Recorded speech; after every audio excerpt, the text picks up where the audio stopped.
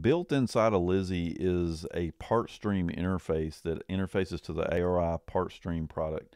And in this video, we're going to go through how to use it. Now, it is not important whether we're already on an existing invoice or whether we're going to create the invoice from PartStream or whether we're on a service ticket.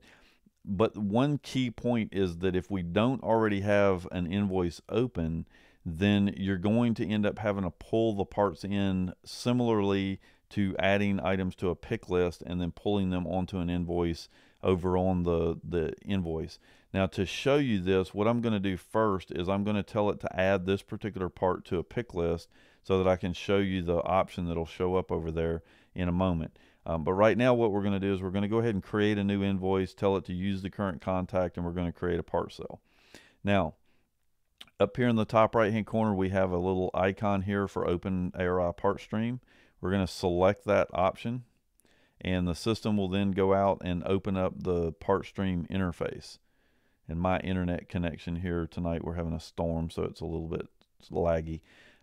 So we're going to go ahead and select a vendor here. So let's go ahead and select Honda and select a model number.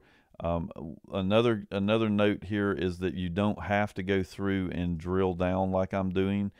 You can actually do it. If we come back over here to this list, we can actually select Honda from here. So if we select Honda and then start typing in the model number that we're looking for, the system will actually bring us up a list. We can select it and get to the different illustrations from there as well. So there's a number of different ways to get to the actual illustration that we're looking for. But in any event, we'll end up on a diagram. From here, all we're going to do is point to the item that we're looking for, and you'll see that we get a add to pick list option that is popping up here. So if I want to add this one, let's say they only need one of these, and we'll tell it to add to pick list. Now up here at the top, we actually have information about the part number, how many we currently have in stock, the current quantity that we requested, and our price. And this will be our markup price from our matrix if we have one. Now up here across the top, we have add item to purchase order, adding it to a new invoice, or adding it to the current invoice or service ticket. And this is the option that I'm actually going to choose next.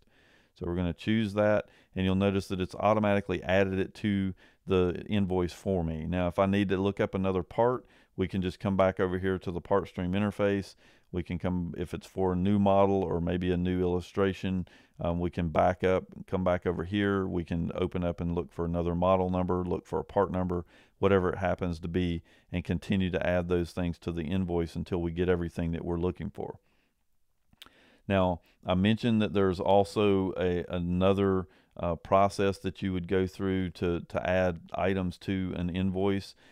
In that respect, I want to go ahead and add another item. So I'm just going to select the add item.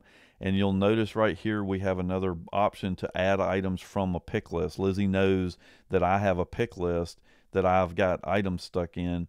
And so if I were to not have an invoice created at the point that I'm doing that pick list from inside PartStream, and I add items and tell it to add it to a new invoice, this is the option that I'll have to be able to actually add that part to the invoice when I get back over here. So basically I'll tell it to add it to the pick list, and then, or add it to a new invoice. I'll go create the invoice, locate the customer, and then when I hit add new item, I'll have this option to actually select and add the part to the invoice from there. So you see it's a fairly quick process either way you go, but that is how you use the PartStream interface to add parts to an invoice inside Lizzie.